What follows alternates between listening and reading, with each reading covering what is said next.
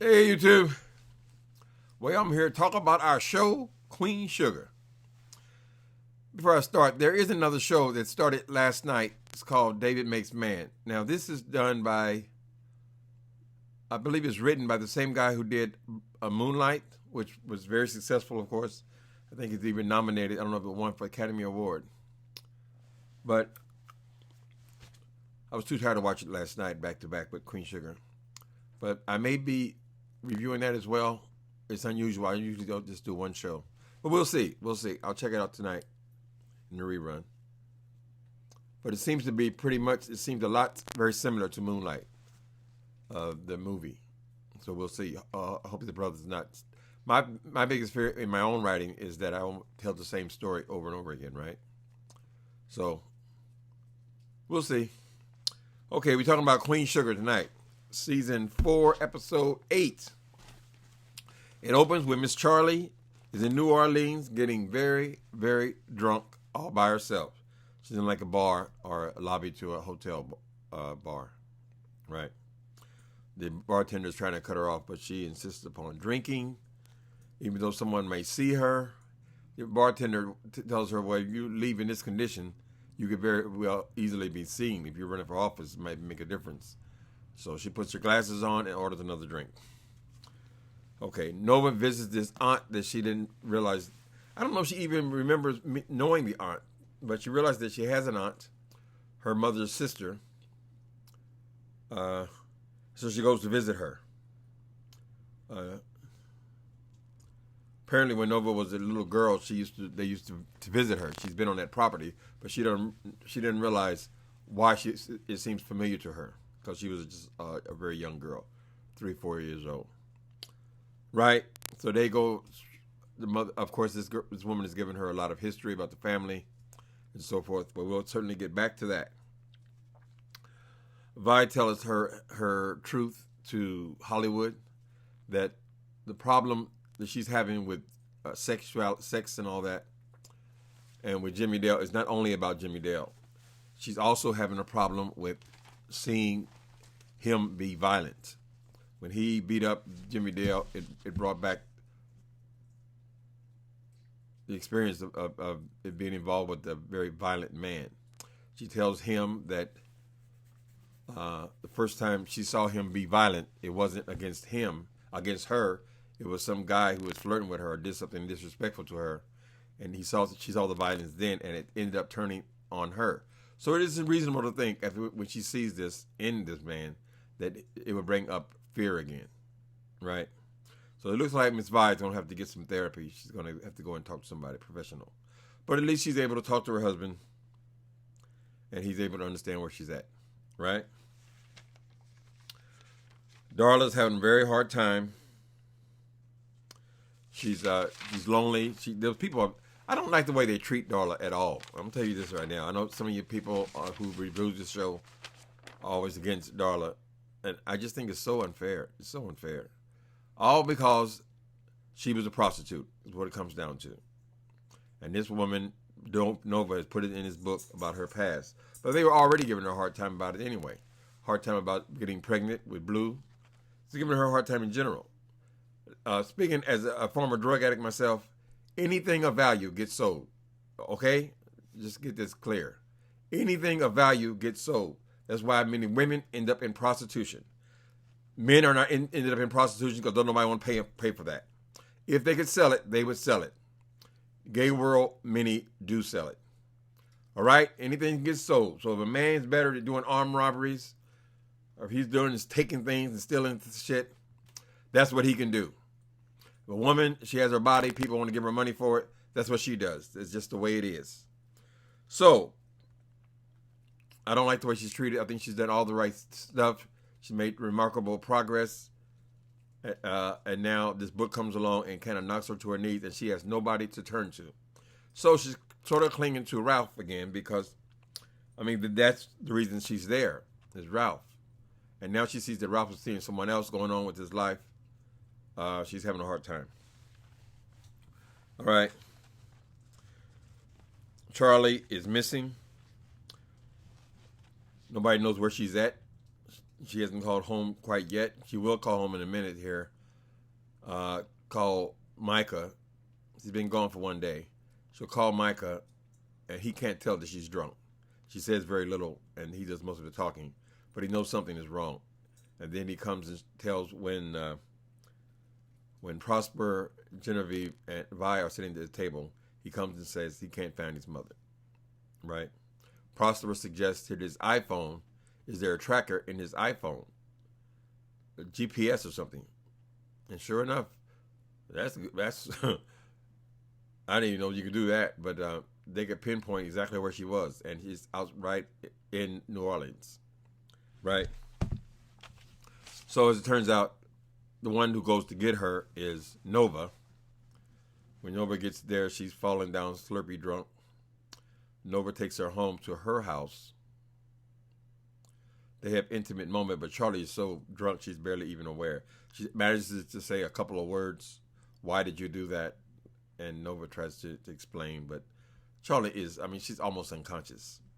So Nova curls up in the bed with him. They hug each other. But it's not going to mean much because Charlie's so drunk she's not even going to remember this. Okay? So I skipped ahead a little bit. Okay, Charlie is missing. Now, while she's in New Orleans, Kiki shows up at the house. Now, Kiki is a virgin. Micah is her boyfriend. She wants to have sex. She wants to be sure that this is just a passing thing. They're being so cautious. I'm sure that all the proper precautions will be taken. She wants to know that he hasn't been with anybody since he been in St. Joe. We're not clear if Micah is a virgin or not. He got involved with this white girl before they left where they were at, right? So he's been in one teenager relationship. But I don't know if he's still a virgin or not, but she certainly is. So she shows up. They make out. They talk about it more. But so far, she's still a virgin.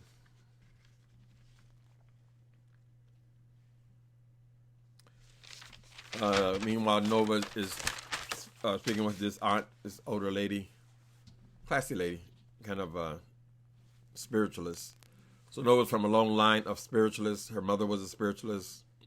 And I don't know that I'm using the right word, spiritualist. At some point she says healer. So spiritualists are healer. They seem to have these spiritual powers. When we first met Nova, we got to see that she was a spiritualist as well. But as the story has progressed, we haven't seen that part of her with her herbs and things that she does in a while, right? But these are her roots. This is where she came from. So she's getting to know her aunt.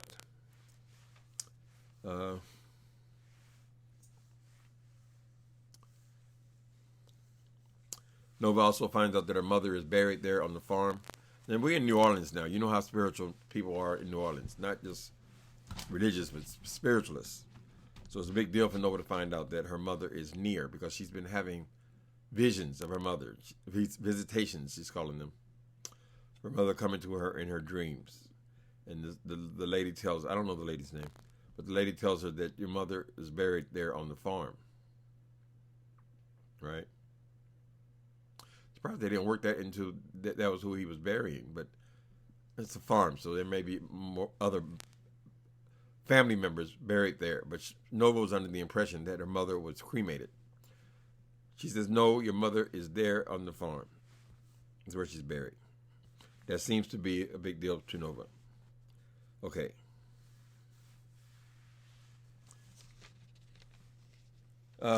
This is getting kind of heavy. And this is the closest I've come to turning my TV off because it feeds into this narrative that all drug addicts are drug addicts forever. Once a drug addict, always a drug addict, and all this bullshit, which I don't believe.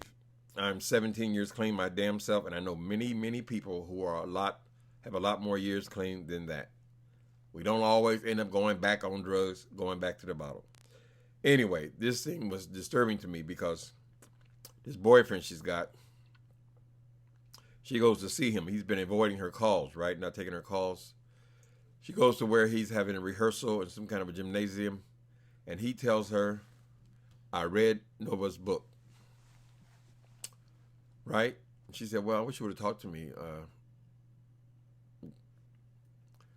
Anyway, he read the book, and she feels like, oh, he's throwing me away because I was a prostitute. And he is saying that, no, that's not the issue, it's your past. He's got a past as well.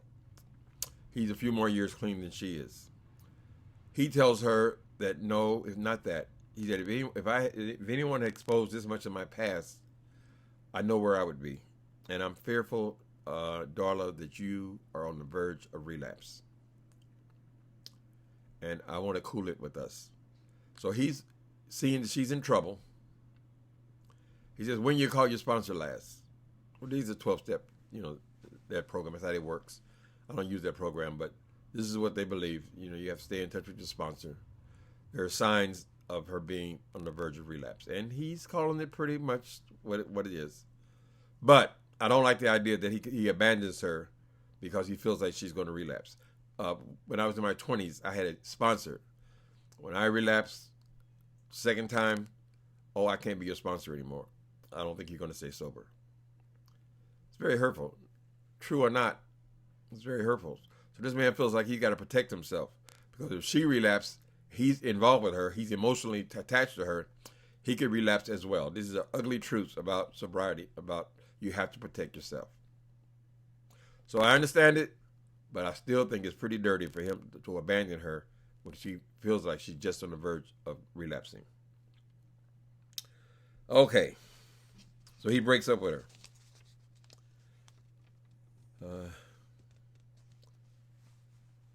Then Micah talks to Ralph Angel, about the situation with Kiki.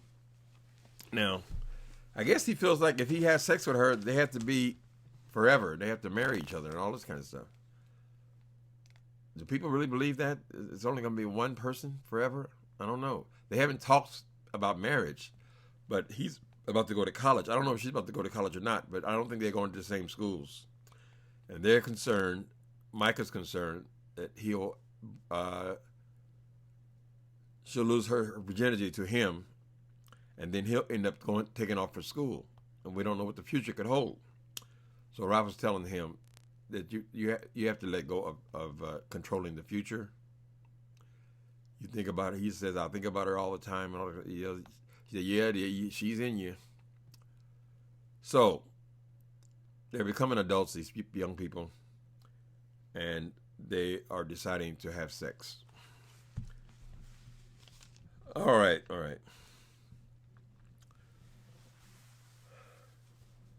There's a scene with Darla. They show her calling Blue. She's broken out in sweat and tears. She's talking to Blue. She wants to talk to him. Sounds like a swan song or something. But no one has picked up no one yet has picked up on the condition that she's in. Ralph has a hint that something's not right with her, but they haven't figured out that she's about to drink. Darla went and bought alcohol. This is the last scene we're going to see. I'll jump ahead a little bit. She's about a bottle of booze. I think her problem was crack, but it doesn't make a difference. If you're an addict, after that first one, forget it. And believe me, I know about that. So if she sticks this alcohol into her mouth, she'll be right back in it. It's hard to believe. People say, well, she just put it down after you take a sip. No, that's not the way it works. Somehow our minds are not wired like that. You take a sip, you're back on it. And when I took a sip back in LA, I found crystal meth and I was gone for 17 years. Now I was clean and sober for about 2 or 3 years then. 17 years after that, I did it. Now it's been 17 years since I did it. So, but I just wish Darla had somebody to confide in. I don't appreciate this man abandoning her when she has nobody there. That family, both along we love them or not, they treat her like shit.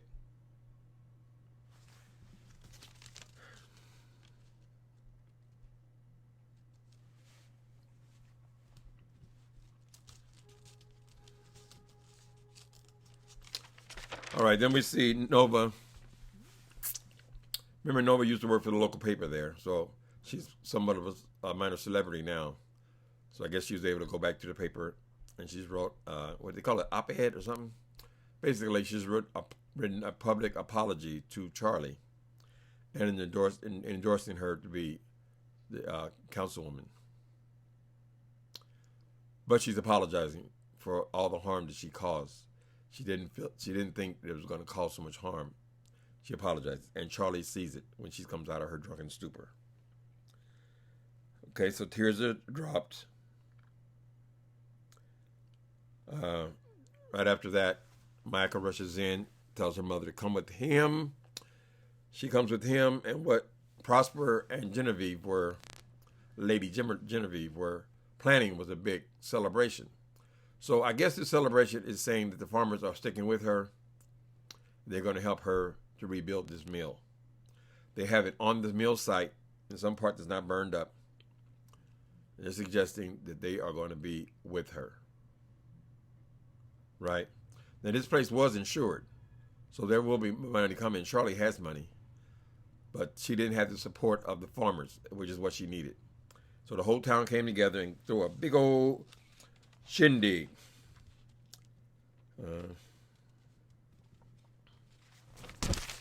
Last thing we see is that scene I just talked about. It's just so heartbreaking that this woman's in a room all by herself with this bottle of booze. They show her taking off the top to the alcohol, putting it up to her face, and that's where they ended.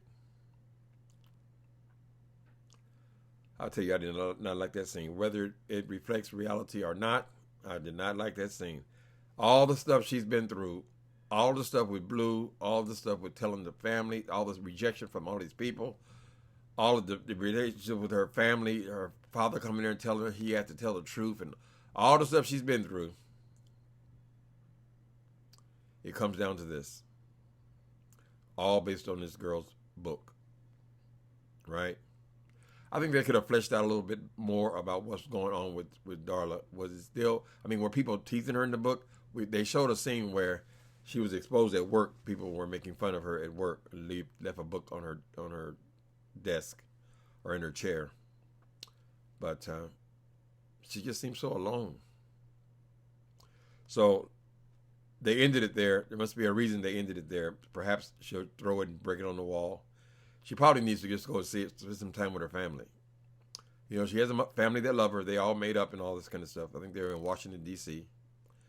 Maybe she just needs to get out of town for a while. But what we're hoping is they're not going to have her relapse. I don't want to see that scene. I really don't.